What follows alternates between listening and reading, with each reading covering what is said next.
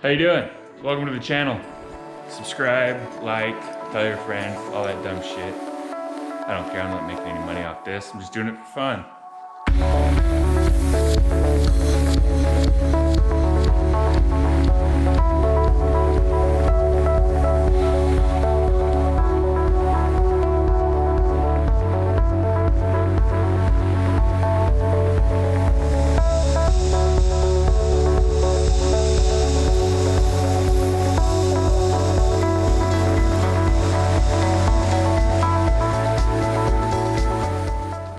I repainted this garage.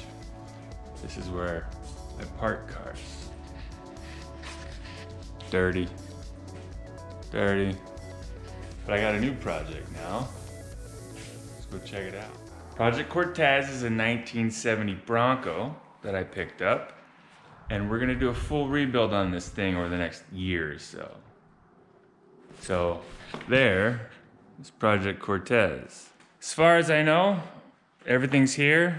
It's a 1970 Bronco, 302, 3-speed manual. It's got some body damage, like a lot of Broncos. But she runs strong.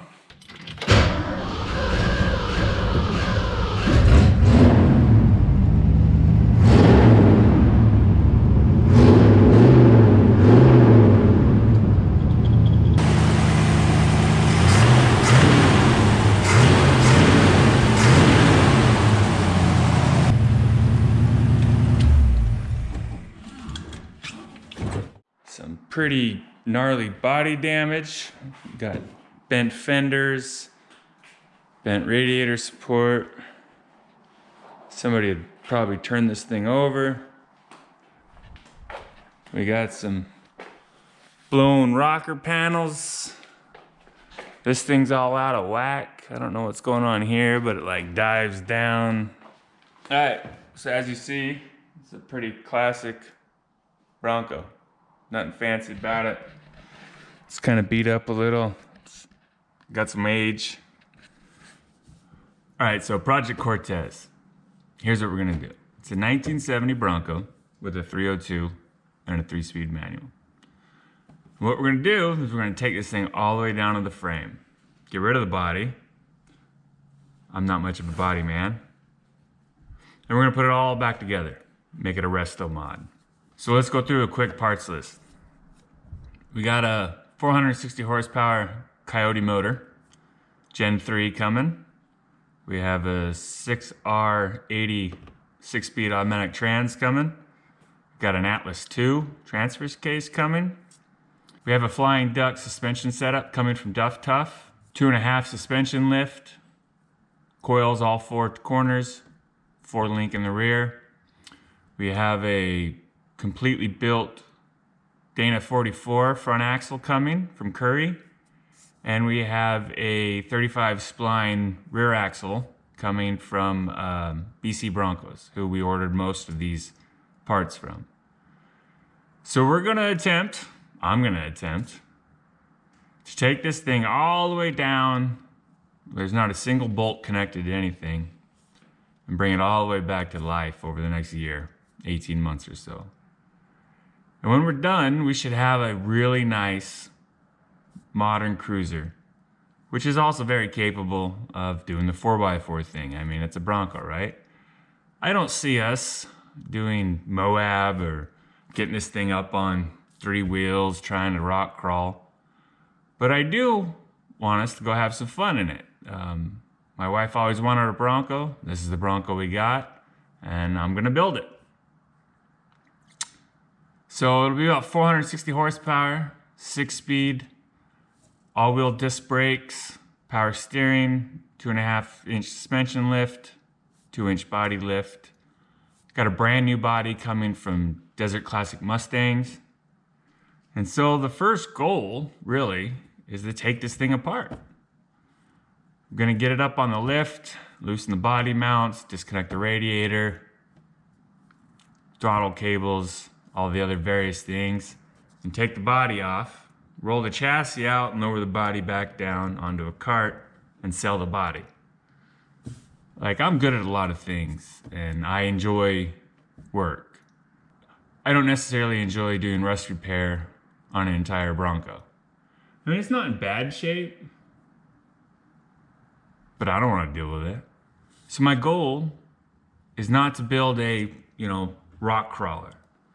My goal is to build a really clean, really reliable, capable Bronco. Something that my wife can drive around and feel just as comfortable running around town as, heading out to Reddington or, out in the desert, out in the hills, Sedona, having some fun. Nothing too extreme. It'll be plenty capable, but it's really not our style to maybe do a Moab jamboree or something. So, hey, follow along. Hopefully I don't fuck it up. I probably will, but that's okay. We can always fix things. All right, so I got a lot of parts on order. Engine, transfer case, full suspension, 2 axles, mounting plates, pretty much the entire chassis. I haven't really ordered anything for the body yet besides a whole new body. But from the radiator all the way down to the brakes, it's en route.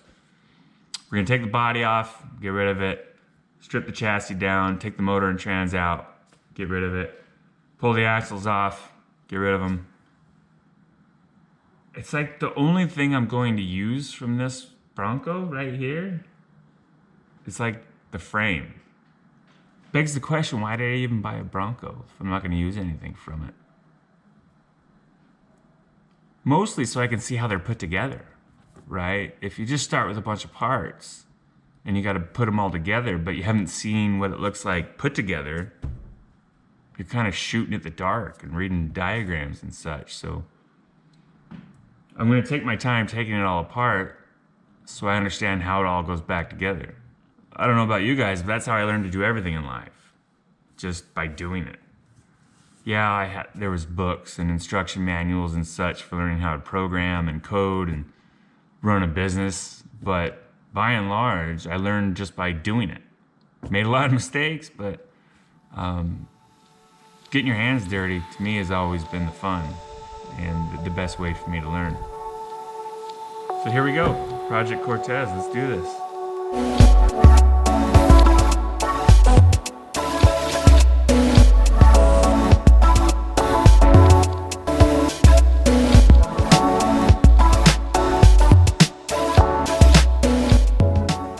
So my first car ever when I was 17 was a 1969 Mustang with a 302 and a C4 auto. And I bought it from a guy that I worked with at Wendy's. Yeah, we were flipping burgers. His name was Gene, and he rolled up in this really clean red 1969 Mustang coupe, black interior, had some kind of aluminum rims on it. I can't remember what they're called. They kind of look like a saw blade. And he had just bought it, but for whatever reason, he's wanting to sell it. So I went to my dad and I said, Dad, I want to buy this Mustang. I got like $1,000 saved up or something. Can you help me out? And so, yeah, I think he gave me another $500 and we went to First Interstate Bank and I got a car loan at 17 years old for another $1,500. And so my $1,500 plus that $1,500, we bought the Mustang, and boy, was that a fun car. Like, it had like a sort of a garage restoration on it. Like, it had a fresh coat of paint and, new door panels and carpet, and the seats were nice. Like, somebody had put a little bit of time into it, but, it wasn't super glorious.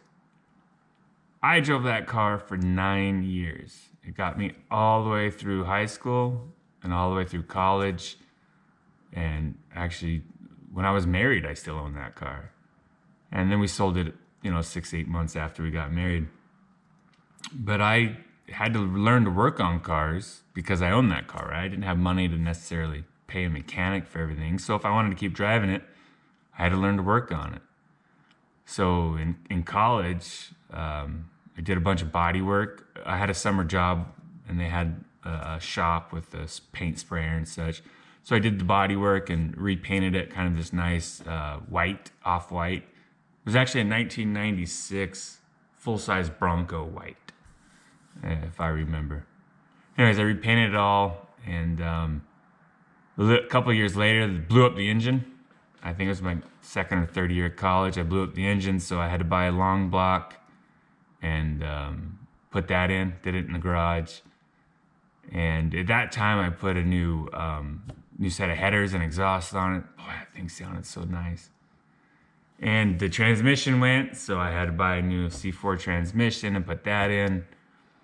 But it was a good car, about 9 years, as I said. But by the time I sold it, it was showing its age. Like the power steering was bad, the door wouldn't close. It like was really misaligned, but I could never get it back into alignment because, well, here's a fun story.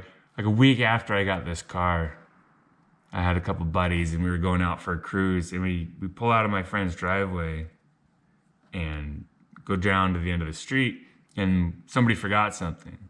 So I had literally had this car for a week, my first car, and I put it in reverse, and it had the original steering wheel on it, which was like this big, plus power steering at the time. And so I put it in reverse and just floored it, and got a little shaky, and I ended up like spinning that thing all the way around into a curb. And it took the whole passenger side wheel and A-arms and everything and just folded it under the car because it slammed into the curb. And yeah, well, anyways, it really tore up the mounting of the idler arm into the frame, and it was never right since. So the car always had this terrible like misalignment problem, which couldn't really fix without, fixing that front frame rail. Anyways, it was a lot of fun. So after that car, I drove my mother-in-law's car for a little while. She let me borrow some Pontiac or something she had while we were working on our business and getting our business to take off. And then I bought an Audi 2005 A4 1.8 Ultra Sport. That was such a fun car. I raced it. Just really fun little four-door. And had that for 9 years. And then my last car that I've owned, I got a 2016 Audi S7. It's got a 4-liter V8 twin turbo. It's a stage 2 tune. It's about 600 horsepower, full exhaust. The thing just sounds ridiculous. I think there's some other videos on my channel of that thing. That's my dad mobile. Take the kids to school, go get groceries. It's just a big, giant, call it my rocket couch.